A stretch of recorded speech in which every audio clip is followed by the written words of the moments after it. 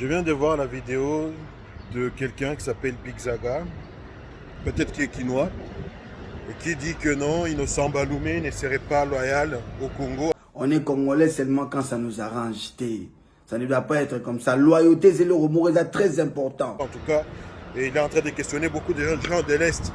Il dit que les gens de l'Est ne sont pas loyaux au Congo, parce que nous, on a dit qu'à l'Est, parce que Innocent Baloumé a dit que dans l'Est de la République démocratique du Congo, on n'avait aucun problème avec le peuple du Rwanda. Que les problèmes entre le gouvernement ou alors les dirigeants ne doivent pas affecter le peuple, parce que des Rwandaises et des maçons du Rwanda viennent à Goma pour travailler, et c'est grâce à ça qu'ils vivent. Mais aussi à Goma, nous mangeons du poisson, des légumes ou alors des bananes qui viennent du Rwanda. Nous, nos deux peuples n'ont pas de problème. Et c'est vrai.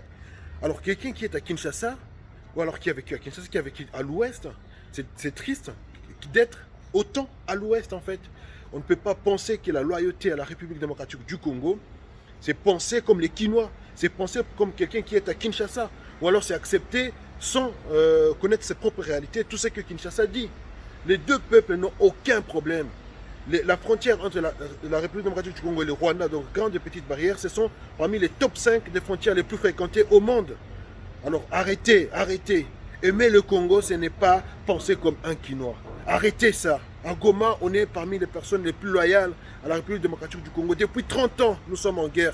Kinshasa n'a jamais apporté de solution à notre souffrance. Mais nous sommes les premiers à être contre la balkanisation. Alors qu'on est si proche du Rwanda. Si on voulait balkaniser le pays, on aurait déjà balkanisé. Si on n'était pas des Congolais loyaux, on aurait déjà accepté la balkanisation.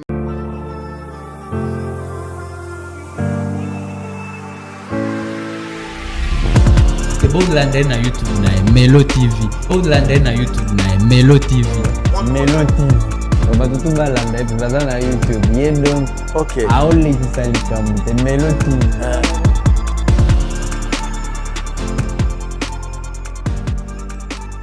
Ne faites pas ça. Ne haïssez pas les étrangers. Ça ne sert à rien de regarder le Rwandais comme un ennemi. Non. Parce que je n'ai pas de conflit dans le peuple rwandais, je n'ai pas de conflit dans les populations parce que abo walifani. C'est le régime rwandais avec Paul Kagame à sa tête qui est l'ennemi de la République démocratique du Congo. Bonjour le Rwanda, bonjour Kigali. Ici Kofi Olomide, le Quadra Koraman. Je suis heureux parce que le 3 décembre, enfin, je vais être à Kigali pour vous. Ekotité et Okota, le 3 décembre à Kigali. Parole de Mopao Mokonzi, qui vous aime ta Rwanda, Ndagugunda. C'est le régime rwandais avec Paul Kagame à sa tête qui est l'ennemi de la République démocratique du Congo. Ça ne sert à rien de regarder le Rwandais comme un ennemi, non. Moi, je n'ai aucun message à adresser à un président rwandais. Ce n'est pas ma charge, je ne suis ni son homologue ni son ami. C'est le régime rwandais avec Paul Kagame à sa tête qui est l'ennemi de la République démocratique du Congo. Effectivement, on a un sens, surtout politique à Rwanda, on a un sens de responsabilité dans cette situation.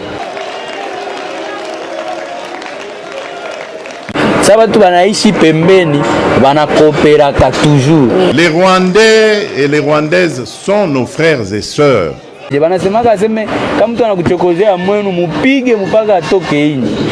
Ça ne sert à rien de regarder le Rwandais comme un ennemi, non. C'est trop facile quand on est à Kinshasa de dire que je ne peux pas aller jouer un concert là-bas. Et d'ailleurs, ils ont besoin de notre aide parce qu'ils sont muselés. Moi, je suis contre ces histoires-là. Si vous prenez Rwanda is killing. Ils ont besoin de notre aide pour se libérer.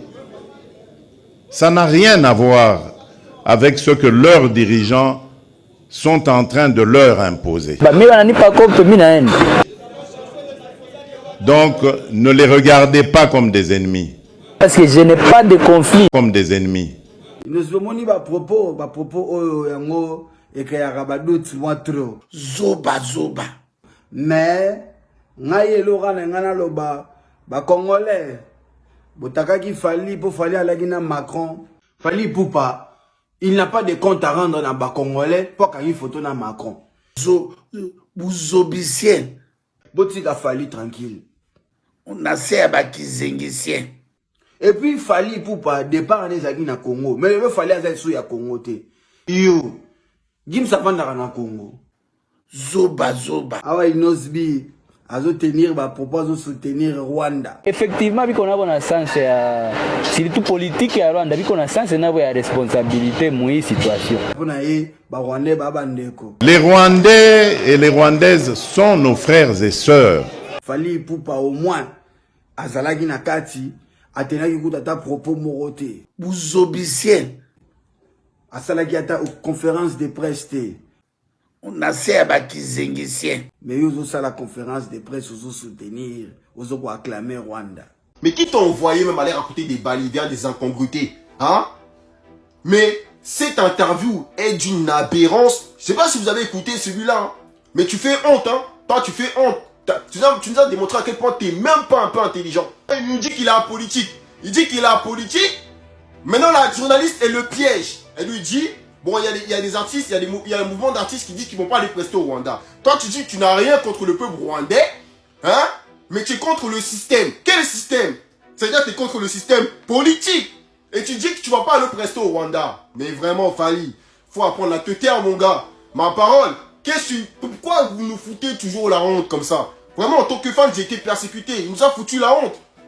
Bon, si tu étais en politique, là, ça veut dire que normalement tu seras allé prester au Rwanda. Pourquoi tu ne veux pas aller prester au Rwanda alors? Si tu dis que tu es en politique. Pourquoi tu vas pas aller, tu dis que en tant qu'apolitique, tu vas pas aller prester au Rwanda? Véran, Fali Ipupa, tu nous as foutu la honte. Mais ils ont ça la conférence de presse, ils ont soutenir, ils ont acclamer Rwanda. Effectivement, biko na bona sens ya surtout politique ya Rwanda, biko na sens na ya responsabilité moi situation. Ils ont acclamer Rwanda. Banasemaka seme kama mtu anakuchokozea mwenu mupige mpaka atoke inji. Mais spiritus toujours. Zoba. Dicap sans conquérant. Artiste, yao yango ana Fali Ipupa sans conquérant. Zoba. Bouzobicien. On a serba qui zengicien. Ils ont besoin de notre aide pour se libérer. Ça n'a rien à voir avec ce que leurs dirigeants sont en train de leur imposer. Donc, ne les regardez pas comme des ennemis. Parce que je n'ai pas de conflit dans le peuple rwandais, je n'ai pas de conflit dans les populations parce que mais comme des frères qui ont besoin de notre solidarité pour nous débarrasser et débarrasser l'Afrique de ce genre de dirigeants rétrogrades qui ramènent les méthodes des années 60 et des années 70. Alors qu'en Afrique, on avait décidé de mettre fin au bruit des armes. Si vous vous rappelez, ceux qui suivent un peu, c'était 2020, il fallait taire les armes en Afrique pour que l'Afrique passe à autre chose, comprenne qu'elle est la dernière de la classe dans le monde parce que, justement, à cause des guerres et des divisions. Nous nous étions entendus comme ça. Malheureusement, ce n'est pas arrivé, on a dû encore prolonger, mais c'est à cause, justement, des dirigeants tels que Paul Kagame. Et il s'enorgueillit d'être un faiseur de guerre, un spécialiste dans la guerre. Il en est fier. Moi, à sa place, je me cacherais. J'aurais honte d'assumer le fait qu'on sème la mort et la désolation. C'est honteux. Et je dirais même diabolique. Parce que je n'ai pas de conflit dans le peuple rwandais, je n'ai pas de conflit dans les populations parce que Soit-disant pour la photo. Fali Ipupa za commerçant, ils vendent son image. Azote ka produit na e. Few moments later. Parce que je n'ai pas de conflit dans le peuple rwandais. Inosbi. Artiste. Na yo kiyo donc yo pour beta na Rwanda c'est bon. Yo ba Rwanda Rwandais ba bandeko. Les Rwandais et les Rwandaises sont nos frères et sœurs. Bon, problème est à Donc, ne les regardez pas comme des ennemis. nous sommes à propos, yango et que yarabadout moi trop. Zoba. Mais, ngaye lorana ngana loba, ba Congolais, botakaki fali pour fali à la Guinée Macron, fali pour. Another one. Bienvenue na chaîne Nabino Melo TV. Melo TV est la chaîne Nabino Oyo et la Nabino ba vidéo nyon c'est ça la buzz na internet. Je pense que au taliba sortie médiatique ya bato belé Oyo bazo bima mikolo yo pona ko attaquer Innonce Bi bien pona ko loba makambo Oyo ya Innonce Bi depuis asalaki sur conférence de presse na Goma. En tout cas lelo na kolobela na komeka juste ko loba mukie kaka par rapport ya sortie médiatique ya Big Zaga. Big Zaga aza comédien ou bien ancien musicien ou bien ancien rappeur. Kalemba Masina, Jilimbinta, Wakwa Kinshasa, c'est la fiesta young. Si t'aimes la bonne musique. Ou bien aza n'habité sur Gaza TikToker ou bien motivateur, n'habité sur Gaza motivation speaker. Moi, si vous avez supporté, manque de respect, humiliation, voire même infidélité. Mais avant de gagner, mais vous boye bien pour mon akaye na ba spiritus toujours. Spiritus toujours. Zoba. Noko. Ok, pas de problème. Noko. Zoba. Boye bien. Donc avant d'aller à Paris, on a bien sur la Belgique ou bien mais avant d'aller en Europe. À sali sortie médiatique moro boye oyo okotala na ko sali déjà moment compilation ba vidéo pour na ko like sabino vraiment que non makamunyo sa lobby oyo bomoni na bakati ya ba internet o babaki bo eza buzoba purement buzoba noko Innonce Bi artiste na yo ki yo donc yo po beta na Rwanda c'est bon yo ba Rwanda ba Rwanda ba bandeko bon problème est à te Innonce moni ba propos oyo yango et que yarabadout moi trop mais ngaye lorana ngana loba ba Congolais botakaki fali pour fali à la Guinée Macron na bandal awa Innonce Bi azo tenir ba propos soutenir Rwanda pour na ye aroine kobeta ndule na Rwanda pour na ye ba Rwanda ba bandeko bon na été soki to benga ngonini mais lo chani fole kana kaka Noël Chani lo chani fole kana kaka zoba.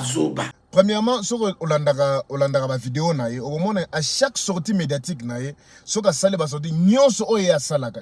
Là maintenant je vous dis, j'ai même ma main à couper. Ba sortie médiatique na ye nyonso ezala vraiment il y a bien. Azana ba parole moko encourager ka batu, ezana ba parole moko biso ba jeune so total yango boye, tout monde apena que non, muto mayele a lobby, ezate muto mayele, c'est-à-dire vieux moko viva. On se dit les gars qui ont vécu, ceux qui ont lobby, les cambois, pèse courage, noko bima libanda, kendo luka, sala boye, zongela chic, soko moni makambo, zonga classe boye, a inspiré, rappel biso so toyoki ba maramoloba. Mais c'est pour ma première fois, dans mon abimi, à sali sortie mon médiatique, même la sortie médiatique en autant zoloba, tu sens vraiment qu'il est en train de se contredire. C'est-à-dire, azu à tata ya ko la recherche parce que ba sorti na médiatique au monde apena que non tout ce qu'il dit est à la cabina chronométré. Tout ce qu'il dit est à la pena na nzela est à par rapport à makamdenga so landela ngonda ngoloba. On senti pena que mayele na esprit evandi a au monde mutu pena les gars qui ont vécu quoi. Ko pese au conseil pena ene moko boye pena ya malunga. Mais na sorti à Innonce Bi oyo en tout cas je suis vraiment désolé mais au senti que aza zoba na kati ya vidéo oyo soko tali vidéo okoseka Big Zaga azoloba que non Innonce Bi toyoki yo awa Innonce Bi azo tenir ba propos soutenir Rwanda zoba ozo sala vidéo na vidéo wana ozo encourager Rwanda et pourtant Innonce Bi encourager Rwanda te Innonce Bi yemoko alobi na que non bien sûr que Rwanda coûte Rwanda te, mais gouvernement rwandais est en sens ya responsabilité na kati ya makambo nyonso zo koma na estao. Effectivement biko na bona sens ya surtout politique ya Rwanda biko na sens na ya responsabilité mu situation.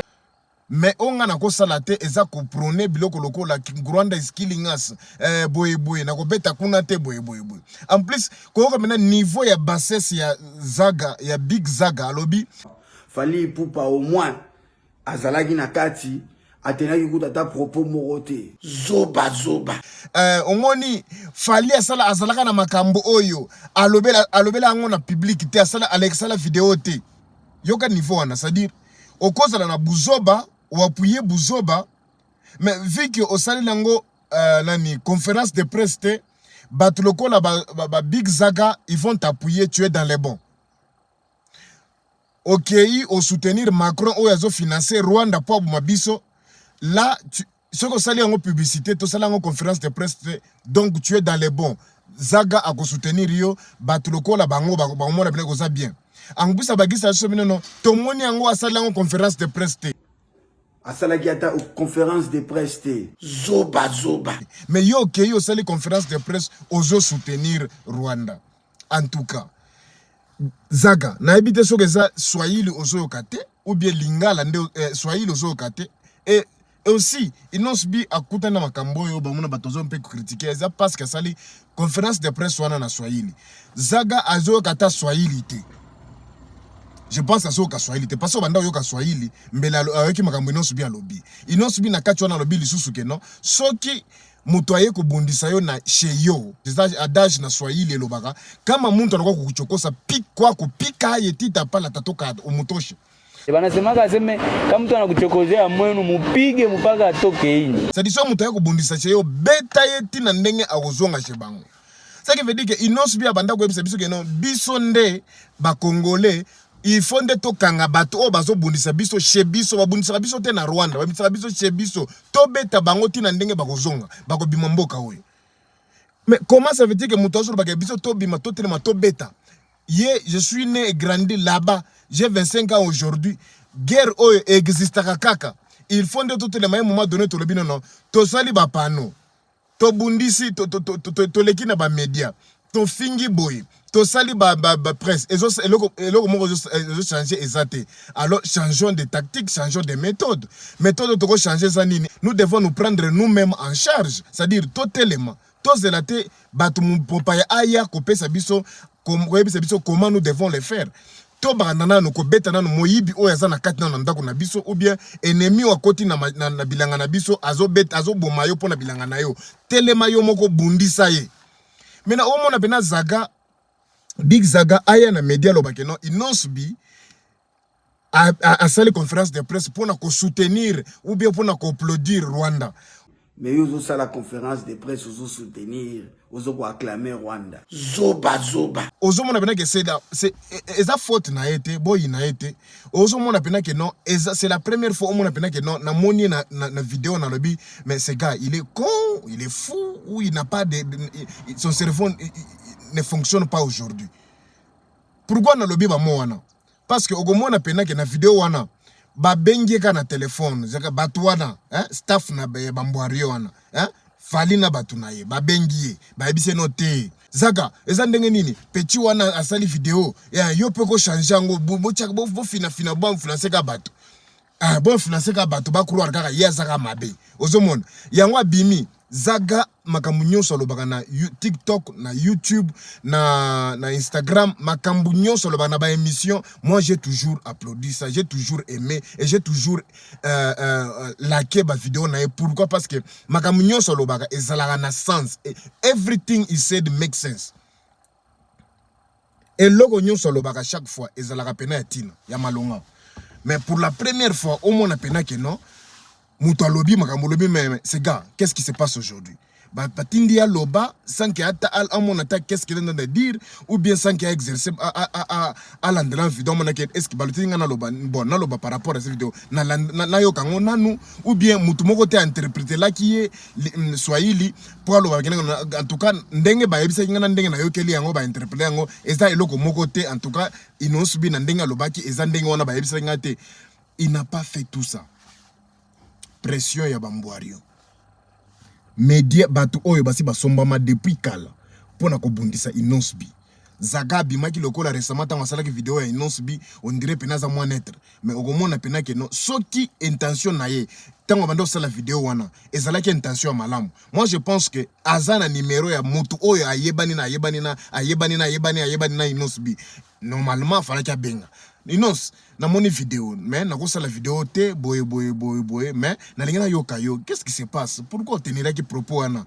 habite propos nini Inosbi nga sola na ye boy mais ndenge komona vidéo wana omona penake no tanga yoki kaka Inosbi azana likambo babenge babisala vidéo directement la muki na mbetu kaka boye pampa na ilongi déjà ba étranger ya ba président muto ya Sénat ya kufaki papa neza muto ya président Sénat ya kufaki récemment mundele wana elongi na bango ye pena cousin na yet akoza ta nani bébé mwana na ye oyo big zaga oyo président Sénat wana zeza nezaki nani ezaki kengo wandondo ezaki wandondo je pense wa mta bilongi basi kengo wandondo oyo za de père de mère te oyo mais azoleka na télévision ko malokola yende pena yende congolais pona drapeau oyo pona drapeau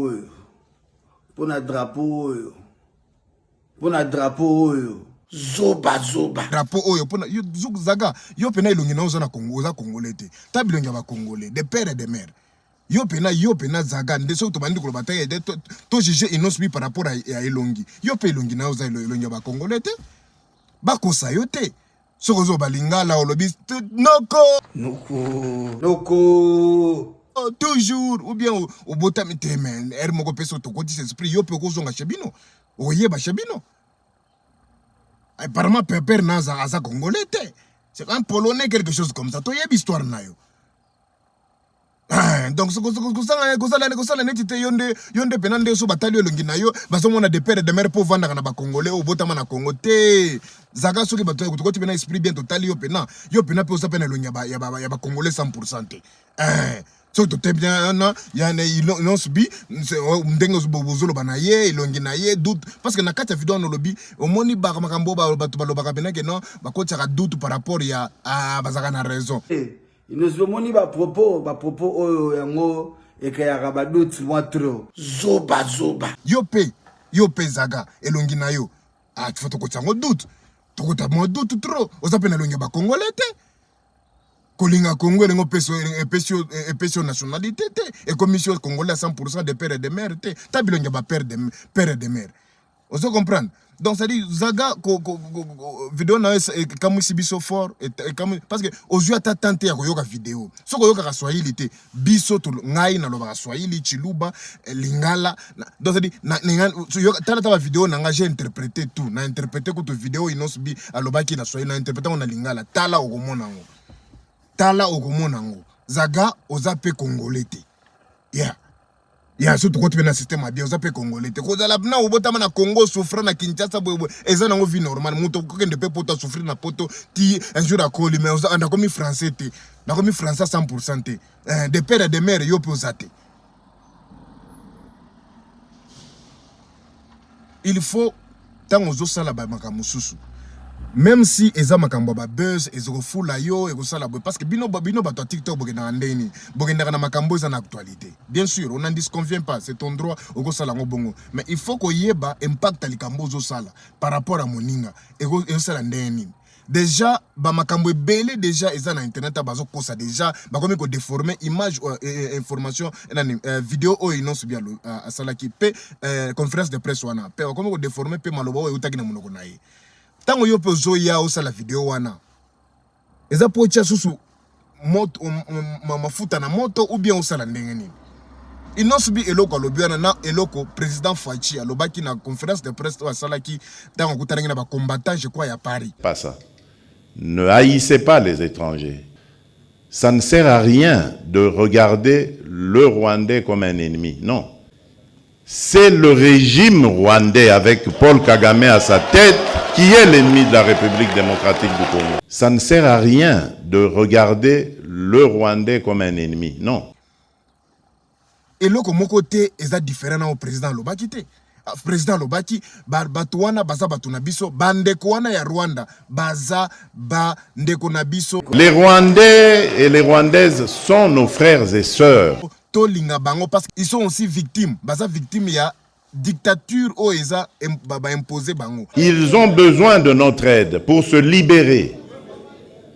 Ça n'a rien à voir avec ce que leurs dirigeants sont en train de leur imposer. Bisope Touzana, victime ya orgueil au Kagamazanango par rapport à Nengazo Bomabato. Et puis moi orgueil moi je suis le semeur des troubles, je suis le semeur des troubles, je suis le semeur de guerre. Boy. OK, pas de problème, tous victime. Mais ce que Rwandais, beaucoup mis bango ba ennemi te président yemoko mboka Fachi Beto Mokalengo Mfumu alobaki bongo. Et il s'enorgueillit d'être un faiseur de guerre, un spécialiste dans la guerre. Il en est fier. Moi, à sa place, je me cacherais. J'aurais honte d'assumer le fait qu'on sème la mort et la désolation. C'est honteux. Et je dirais même diabolique. Yo sikoyo ozebisa inonsubi ko répéter ba mo ya fachite et ko komisa yo Rwandais et ko komisa yo boy. En plus lo ba ke bato a est. Bato a est to ya sala auto ba loko te pour le tribalisme. Déjà iloko yo sali oyo. Oza déjà côté à tribalisme. Ah. Bande kona biso ya est. To boy goloba po ewe ya robima tribalisme to soki ndenge nini. Obimisi osali déjà faut pas. Normalement ce que pour quitter na Congo va ko interpeller yo. Incitation à la haine, incitation à la violence. Yonde et loko sali o, ça peut incitation à la violence. Babez busuru kaka babez na babez na bino na bazoti na bino pa ba bantu afali bokende bolo baboy. To yebi ba jeune na bino. Toko bomba lisusu te ote to beta na gauche to beta droite to yebi big zaga to yebi yo pinaki no yo pinaki mbwario. Yo uzaka mbwario me okosaka boye bote uzaka mbwario to yebi. Dicap sans conquérant. Artiste, yao yango wana fali pour pas sans conquérant.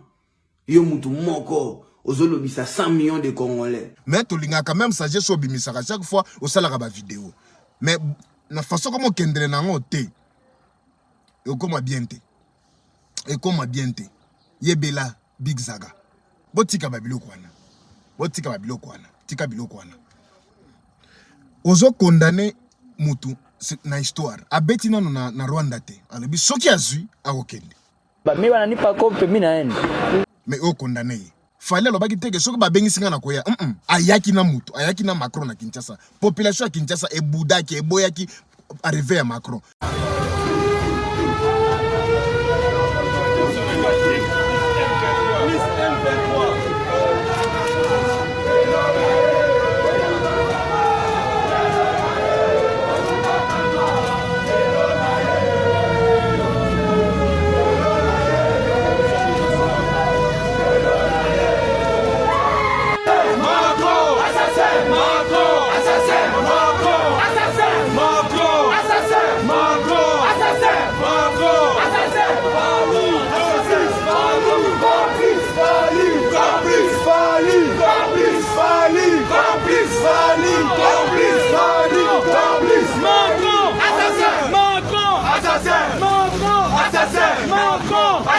Macron, assassin, Fali, complice, Macron, assassin, Macron, assassin, Fali, complice, abat Macron, abat la France, abat Macron, abat la France, abat la France.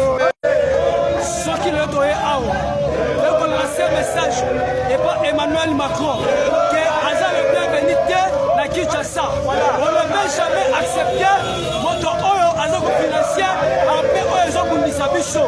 Emmanuel Macron a joué 22 millions de dollars à quel pays armée rwandaise pour qu'il va former un militaire dans Bango, mais comme un bichot. Et nous sommes déçus. L'artiste Fali Ipupa a trahi les Congolais, a accepté qu'on soit Emmanuel Macron, a accompagné Fali Ipupa a trahi Fali Congolais, Demi, Emmanuel Macron, accompagné à Kinshasa. Et moi, je suis Congolais conscient. À part la France, à part Emmanuel Macron, à part Fali Poupa. Malgré sa popularité, nous les Congolais conscients, nous boyons. Macron, c'est le point le bienvenu ici à Kinshasa. Macron, Azali Moutoumanote, Azoya Kosa l'Assemblée à Congo, Ayebi Maramio Soso de Kalala Congo. Il est paré à Kagame, il est paré à M23. Macron égale Kagame égale Macron.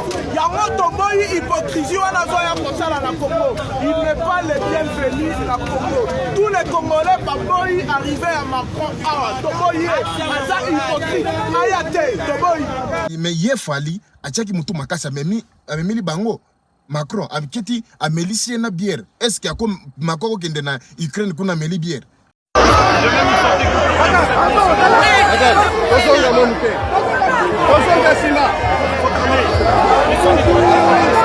Na public ba filmer zo tchaba misapi de on dirait victoire.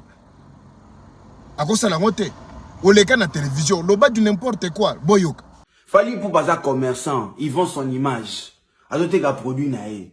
Fali Poupa, il n'a pas de compte à rendre dans bas congolais pour qu'il y ait une photo na Macron. Bilo boko senga Fali ba marambo bolinga bo sengete. Est-ce que Fali a un passeport diplomatique? Et puis Fali Poupa départ en ezaki na Congo. Mais il Fali a sou ya Congo te. C'est que Fali il est, c'est que Fali là, il ne doit pas ça aux Congolais. Pour Congolais sont musique té. Congolais sont musique té. Et ça fait plus de 10 ans que ba concert na diaspora na biso ebeta lisusu te. Di cap sans conquérant. Artiste, yao yango na Fali Poupa sans conquérant. Yo mutu moko ozolobisa 100 millions de Congolais. Boyoki yango wana yende Big Zaga abanda ko défendre Fali Poupa pour nandenga memi Macron na Kinshasa. Et là et encore il dit que non Fali Poupa a juste kaka musicien, il vend son image, azo vendre produit na ye. C'est comme même na biso ennemi mutu azo financer ennemi na biso oza système ya politique ya Rwanda. Ba Rwanda te azo financer bango système wana ba guerre ba arme na banini pour ba soutenir ba M23 ozo mabatu na est.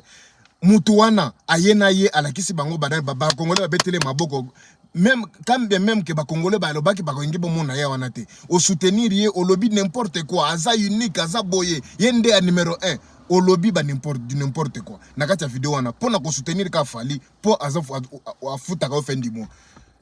Mais il non subi a lobby kaka que soki ye ba bengisi akokendaka soki ba bengisi ngata na okendaka pete akiete. Mais mouton nous autres que non ba doute au monde oza boye ça dit oza ne traité donc oza pena mboario oza mboro pour la première fois tu nous as prouvé que oza mboario on le dit n'importe quoi sur base ya koloba soki ba bengisa ngai na okende na muto a memeli biso mutu oyo biso to boya ki déjà na za traité wana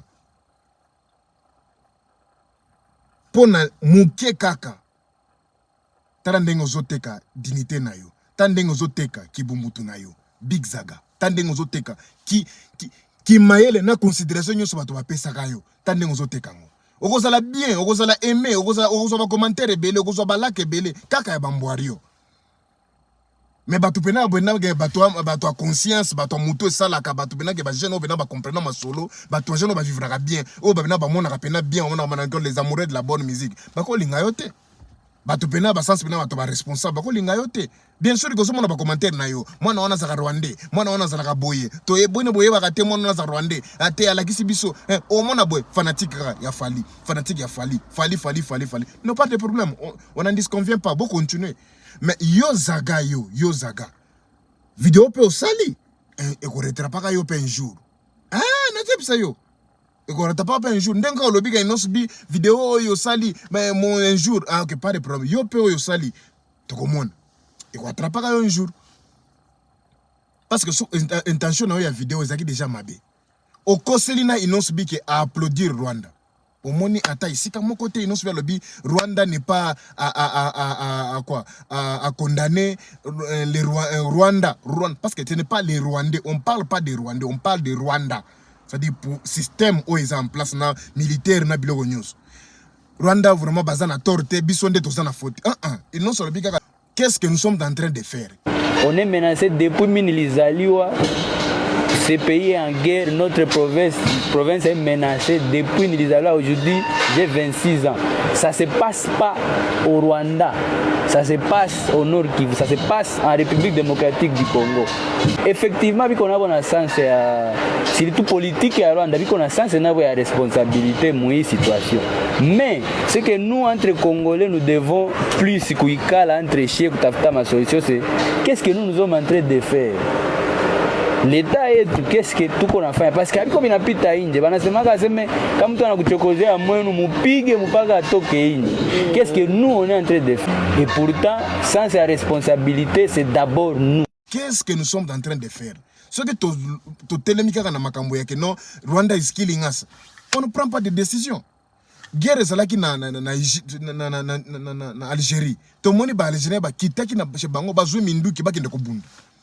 Yo guerre za na Congo ozo kita na Congo ozo kendeka koluka kaka na nzoki fondation VP ba peso mbongo ba felo boy osala ba video libandezo ya kaboy pas de problème okiti na Congo oke oluka ka mbongo oke osenga ka ba publicité moko ya tinate ozongi na poto oke na restaurant soko sokola basani wana pas de problème courageux moi j'aime ça na linga côté on est pas na yo za courageux obimaka po okendo osala ozo momuke o subvenir na ba besoin ya ba bana na yo c'est bien basani osokola na ba restaurant na Botswana c'est bien et ça bien et courage vraiment j'aime ça j'ai beaucoup aimé ça j'aime ça courageux. Mais ce qui n'a pas massé, nous avons na Paris, ou na sokola wana. Chef ya restaurant za Rwandais. Yo Duguzaga, c'est comment Big Zaga yo. Yo. Ogo démissionner musala na yo parce que patron na yo aza Rwandais. C'est bien de dire parce que eza mutu mususu. Ozo yebisa ya sala. Mais ce qui va tourner kaka boba e komba yo komi inonsi komi yo ko boya ko kende ko beta na Rwanda. C'est facile yango moni inonsi bia lobby, c'est facile à partir de Kinshasa. À partir de Kinshasa, moni yango inonsi bia lobby, c'est facile à partir de Kinshasa. Ya ko tia ba biloko moko moi je n'irai pas jouer, c'est facile. C'est facile. Mais ce que vit au Botama awa, au moins ndenge na Goma, frontière à Goma na Rwanda, ndenge zali, façon ndenge bato bazali. Oko encourager bato balo mais biso tozaka moko awa. To ebani te to oyazana nozana ni mais tozalaka awa. Comment ko bisa bato bano to boka bola biso boy. Oko bango te. O vivra kuna na église na bino siko bokendaka bana na osika babina. Jamais ogutana na Rwanda na nzela na Paris au Béti.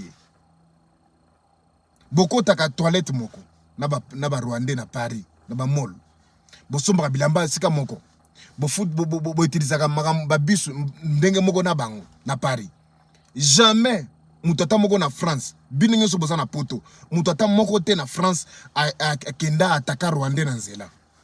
Pourquoi? Parce que Rwandais wana il n'a rien à faire azana lokote ko sala na makambo to le kama na Rwanda pe bato pe bazana Rwanda bazana bazo imposer bango bazaka na sous régime ko ya dictature ezawana ezo imposer bango makambo nyonso basola mukana tongo boy guerre za na est président bango sa bandaki soko lonki ko loba kababo miyo soko meki ko loba ba enlever yo soko moyen ba loba ezate mais sikoyo yo ozebisa siko bato mususu te bolinga bango te baza bandeko na biso te bandeko yo lingo kabula bato lelo nini ngozo kosa yo kasa pour lobi kaka ndeko o poster video na yo kanisi bena epesi yo pena pouvoir okebisa bato benake non balinga ba Rwanda te to banda ko attaquer ba Rwanda na nzela Big Zaga nina ngo pesi au pouvoir ko ebisa tubina ke non te baboya ba Rwandais to boya Kagame oui to dénoncer makambo Kagame oui mais to ko ina ba Rwandais te biso na Joburu ozomona ngene ba Rwandais baza ebele to vivre na bango membala moko na banda ko ebisa ngondo na dénoncer bango etete na inso na moni na attaque na basande ko ngate to ko mata bisu te to ko kende place te to ko ta molo moko te Big Zaga na ndenge ya bien ya kosukisa zala mayele omoni atazo bafuta ka fin du mois ba vidéo mosusu e ko bebiselo ba carrière na yo mulai oza nango soit na TikTok soko sala ba vidéo na yo soit ba Instagram soit na carrière mo politique pe un jour ko ya pena yelio inspiration mo ko ma pe politicien mais soko ba vidéo aboy e ko attaquer yo non subi bozo finga lelo non subi bozo attaquer lelo un jour boyebité combien za na fait carrière na ye à cause de un jour aza sous-souté et cause la ka yo okoya sikoyo inosbi na ngina sala politique et dengai fulangai boy olobi loi tchanyeya mais loi tchani faut les gana ou ça va n'importe quoi ah Zaga yo kutu yo d'abord un loi tchani soke yi et s'il pour na yo oza Congolais de mère et de père te oza de père et de mère te to o mitana kana kitalatala te mitana kitalatala ko mona tu n'es pas de père et de mère biso ba de père et de mère bango yo tala biso oza ta mbebo mwana mbebo zolo mwana mbebo muluba wetu wawo 100% muluba wetu wawo zoro babel de tout ce qui baluba betu bawo Big Zaga Loacha Nezoya yo na bana na yo boko ritaka jamais pouvoir Loacha Nezoya mais yo pe ba pesa yo batu na yo etali yo biso tolobi soko attaquer pe inos bi tozonga lisusu tozo bisa yo on te promet inos bi